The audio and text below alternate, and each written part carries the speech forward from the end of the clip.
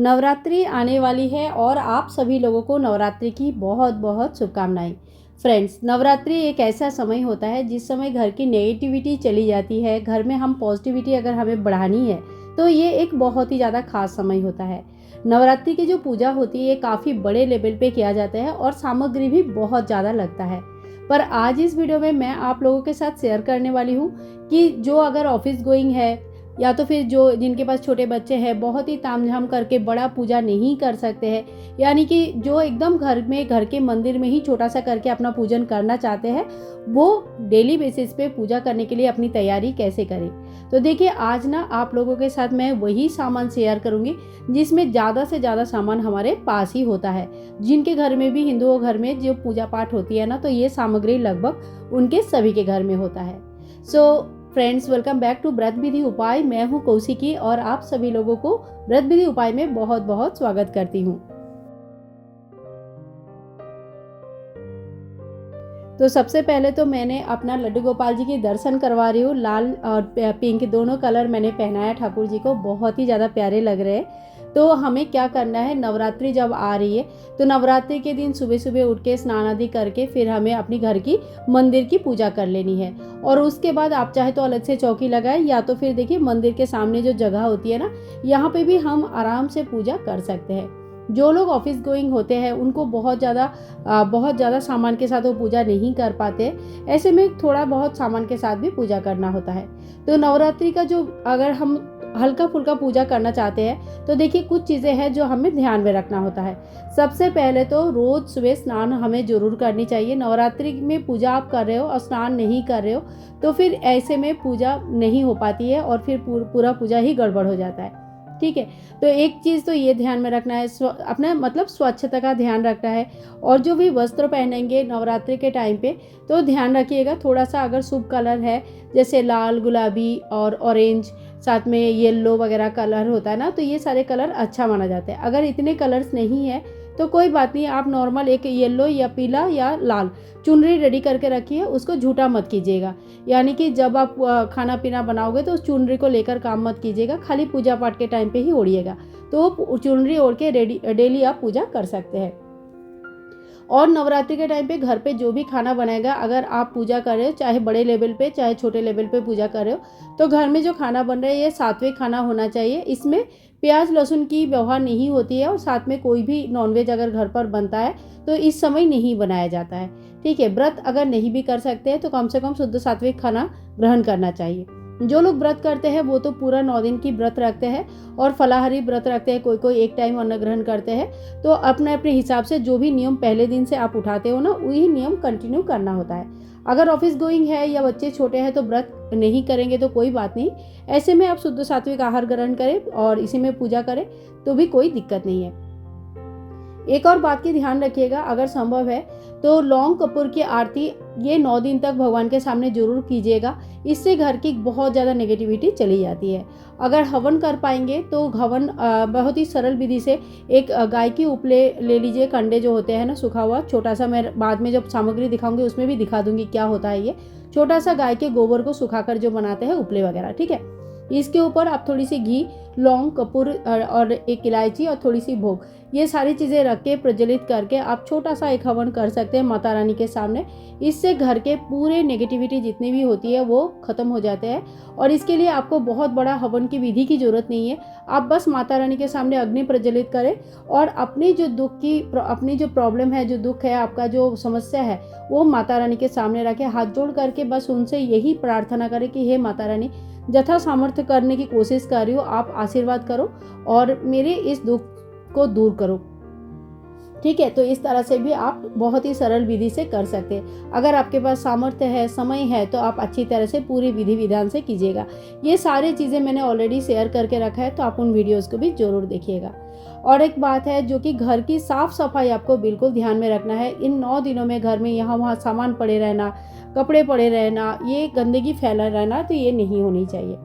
तो चलिए देखिए शुरू करती हूँ। माता रानी सुहाग देने वाली माता माना गया है, तो इसीलिए सुहाग के मतलब सुहाग के उन्नति के लिए और घर के उन्नति के लिए, पूरे पूरे घर के उन्नति के लिए इस पूजा को किया जाता है। सुहाग सामग्री आप कितने लेंगे तो 5, 7, 16 कितने भी ले सकते हैं। पहले दिन भी ले सकते हैं या सप्तमी, अष्टमी, नवमी के दिन भी ले सकते हैं। माता रानी को चढ़ा के फिर हमें इस सुहाग सामग्री का दान कर देना होता है।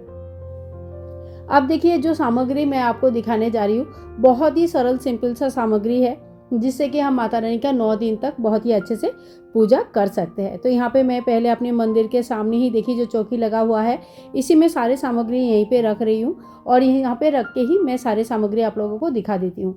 तो आपके भी अगर मंदिर के सामने ऐसे चौकी लगा हुआ है या मंदिर के बाजू में कहीं जगह है या मंदिर में ही थोड़ी सी जगह हो जाएगा ना, तो आप वहाँ पर भी पूजन कर सकते हैं।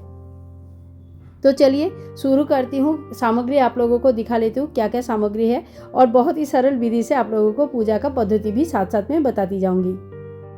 अब देखिए पहले दिन की जो पूजा होती है ना, इसमें चौकी लगाने के बाद नवग्रह की स्थापना होता है, कलश की स्थापना होता है, अखंड दीपक की स्थापना होती है, साथ ही में देखो ज्वारे बोआ जाता है, माता रानी गणेश भगवान की स्थापना होता है, गौरी गणेश जी की पूजन होती है, हवन होता है और ये पूजा बहुत बड़ी लेवल पे होती है। लेकिन जब हम छोटे लेवल पे पूजा करेंगे तो कुछ चीज़ें हैं हमें चाहिए, जैसे कि नवरात्र में पाठ करने के लिए एक कोई पाठ आप जरूर लीजिए।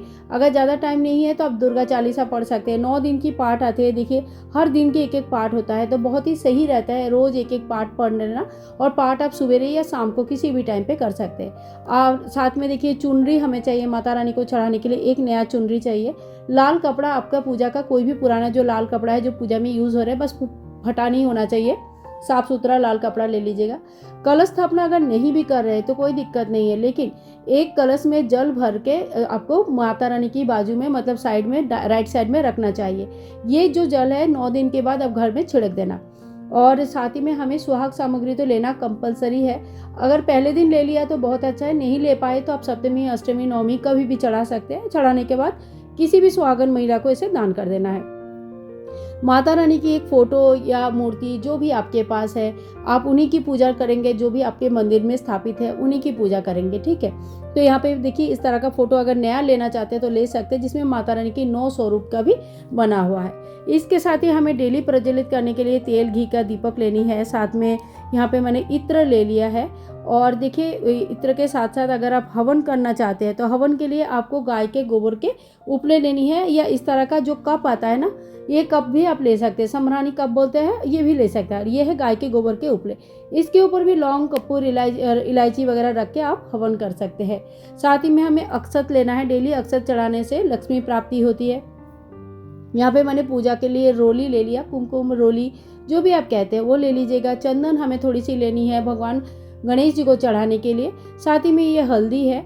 और ये सारे चीज़ें ना जो आपके पास पहले से पूजा का सामान रखा हुआ है तो नया लेने की ज़रूरत नहीं, आप उसी से पूजा कर सकते हैं। अब कुछ सामग्री मैं आप लोगों को दिखाती हूँ जो कि कलश में अगर आप रखते हैं, मतलब बिना कलश स्थापना का भी अगर पानी में डाल के रखते हैं तभी भी इसमें बहुत ज़्यादा पॉजिटिविटी आती है, लक्ष्मी प्राप्ति होती है।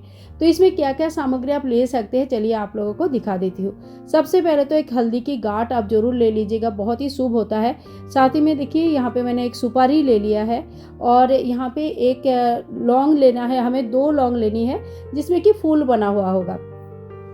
और इसके साथ ही हमने यहाँ पे 2 लौंग लेने के बाद एक कमल गट्टा ले सकते हैं। देखिए इस तरह का होता है, पूजा के दुकान में बहुत ही सस्ते में मिल जाएंगे। और ये कमल गट्टा और साथ में कौड़ी, कमल गट्टा और कौड़ी जब एक साथ डाला जाता है कलश में तो लक्ष्मी प्राप्ति होती है। तो ये बहुत ही सरल, आपको कुछ करना कुछ नहीं है, बस जल में डाल के रखना है और 9 दिन के लिए डाला रहेगा, ठीक है। बाद में इस जल का क्या करना है आगे वीडियोस आती रहेगी तो मैं सारे डिटेल्स देती रहूँगी। और देखिए ये जो है ना 2 लौंग साथ में 2 इलायची, तो ये सारे सामग्री डालना कोई कंपलसरी नहीं है। आप सिर्फ 1 रुपये के कॉइन भी रख के अपना कलश में जल भर के रख सकते हैं, लेकिन अगर ये सामान के साथ रखेंगे तो ये ज़्यादा शुभ और मंगलमय माना जाता है। इसके साथ ही देखिए भगवान गणेश जी के लिए हम जेनोई ले लेंगे। कलावा हमें जरूर लेनी है, डेली हमें कलावा चढ़ाना होता है वस्त्र स्वरूप। साथ ही में हम थोड़ा सा दक्षिणा ले लेंगे, जितने भी दक्षिणा आप चढ़ाना चाहते हैं डेली बेसिस पे भी आप थोड़ा थोड़ा दक्षिणा चढ़ा सकते हैं। साथ ही में हमें कपूर लेनी है, लौंग लेना है, लौंग इलायची आप अलग से भी ले लीजिएगा डेली आरती के लिए। घंटी हमें रखना है सामने ही आरती के लिए, फूल वगैरह जरूर ले लीजिएगा। और सुहाग सामग्री तो मैंने बोल के ही रखा है। भोग प्रसाद के लिए आप जैसे जैसे जिस दिन जितना जैसे भी भोग बना सकते हैं शुद्ध सात्विक तरीके से भोग बना के माता रानी को चढ़ाइए। और साथ ही में डेली अगर संभव है तो एक पान के पत्ते में लौंग, इलायची, बतासा रख के माता को चढ़ाइएगा। नवरात्र का ऐसा कोई बुक अगर आपके पास है तो आप ज़रूर मतलब उस बुक को सामने तैयार करके रखिए, उससे पहले ही तैयारी कर लीजिएगा, और नहीं है तो आप खरीद सकते हैं, ठीक है। और साथ ही में मैंने ले लिया है धूप बत्ती, क्योंकि सुबह शाम हमें धूप बत्ती तो जरूर प्रज्वलित करना है, घर को सुगंधित रखना है, घर में घर की वातावरण को सही रखनी है। और थोड़ी सी गंगा जल आप जरूर व्यवस्था कर लीजिएगा। गंगा जल क्या होता है, शुद्धिकरण का काम आता है, तो पूरे घर में पहले दिन ही हमें गंगा जल छिड़कना है, पूरे घर की शुद्धिकरण करनी है। तो सो फ्रेंड्स, ये बिल्कुल ये वही सामान है जो हमने हमारे घर पे पूजा पाठ के लिए सभी के घर में लगभग होता ही है। इसमें से कोई भी सामग्री अगर आपका समाप्त हो रहे नहीं है, बिल्कुल एंड होने वाली है, तो आप पहले ही माता रानी के लिए लेके आ जाइएगा। क्योंकि ये जो समय है, अगर आप व्रत नहीं कर पाते हैं तो फिर मैं पूजा ही नहीं करूँगी, ऐसा मत कीजिएगा। क्योंकि ये जो समय है ना, बहुत ही शक्तिशाली समय है, बहुत ही स्ट्रॉन्ग टाइम है। और आपका अगर कोई मतलब टाइम खराब भी चल रहा है ना, तो इस समय पूजा पाठ के द्वारा उस टाइम को ठीक भी किया जा सकता है। और देखिए, अगर मंदिर में पूजा कर रहे हैं तो मंदिर में गौरी गणेश जी तो होते ही है, उनकी पूजा आप पहले कर लीजिएगा। और अगर चौकी लगा रहे हैं तो गणेश जी की एक विग्रह आप जरूर ले लीजिए, गणेश जी की स्थापना कीजिएगा चौकी में, और फिर माता रानी की पूजा करेंगे, क्योंकि ये बहुत बड़ी पूजा होता है, बिना गणेश जी की स्थापना का तो होगी नहीं। तो ये था वो संपूर्ण सामग्री जिससे आप बड़े आराम से घर में अपने मंदिर में ही पूजन कर सकते हैं। तो आज के लिए इतना ही, वीडियो को यहीं पे एंड करूंगी। आशा करती हूँ ये वीडियो आप लोगों के लिए काफ़ी हेल्पफुल है। अगर वीडियो में कुछ भी पसंद आया है तो प्लीज़ लाइक कीजिएगा, शेयर कीजिएगा, और हाँ, चैनल को सब्सक्राइब करके रखना बिल्कुल मत भूलिएगा। नवरात्रि संबंधित सारे वीडियोस चैनल पर आ चुके हैं, उनके लिंक मैं आपको डिस्क्रिप्शन बॉक्स में दे दूँगी, ज़रूर चेक कीजिएगा। और कुछ भी क्वेश्चन रहेगा तो ज़रूर पूछ लीजिएगा। तो आप सभी को नवरात्रि का फिर से बहुत बहुत शुभकामनाएं। मिलूंगी नेक्स्ट वीडियो में, तब तक के लिए हरे कृष्णा, राधे राधे।